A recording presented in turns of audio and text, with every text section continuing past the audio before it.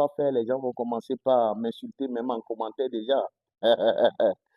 Vous savez, cela dépend des circonstances, vous comprenez? Mais il faut toujours savoir que il est important de servir le Seigneur avec un cœur désintéressé, avec un cœur qui n'est pas derrière l'argent. Vous comprenez? Non, maintenant, j'ai dit tout à l'heure que ça dépend des circonstances. J'explique. Si tu vis dans une communauté et cette communauté déjà reconnaît l'importance de ton ministère et met tout à ta disposition, cette communauté est en train d'aider ton ministère. Tu ne souffres pas pour aller au studio, tu ne transpires pas pour sortir de l'argent pour faire, vous comprenez, euh, tes morceaux, live recording, les clips et tout et tout. Je crois que dans cette communauté, si tu dois servir, tu ne dois rien exiger parce que la communauté déjà est en train de t'aider. L'idée de prendre le cachet aujourd'hui ressemble un peu à ce que les gens font dans le monde.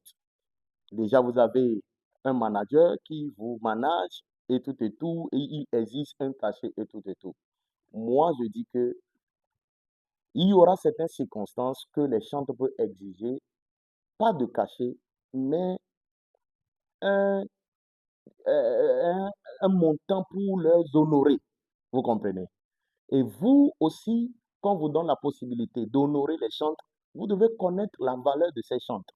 Imaginez quelqu'un qui voyage depuis un autre pays, qui vient, il dit qu'il n'exige rien. Et il vient, vous lui donnez quelque chose qui ne peut même pas suffire son transport et ne peut même pas suffire d'aller produire d'autres morceaux et tout et tout. Ce n'est pas bien. Je pense que c'est à cause de ces traitements que les chantres ont commencé par exiger de cachet. Mais les chantres aussi doivent mettre de l'eau dans leur vin parce qu'il y a beaucoup de choses qui se passent aujourd'hui que nous-mêmes nous voyons. En tant que chantres et pasteurs, nous ne sommes pas d'accord. Vous pouvez comprendre, par exemple, qu'un chantre demande qu'on paye 12 billets d'avion, en plus 10 000 $ avant qu'il ne se déplace pour venir. On a dit on va payer les 10 000 $, mais on ne peut pas payer, comment appelle-t-on, les 12 billets d'avion. On va payer peut-être la moitié. Ils ont dit non carrément. On a dit non, il y a des chantres, des musiciens ici qui vont vous accorder. Ils ont dit non carrément.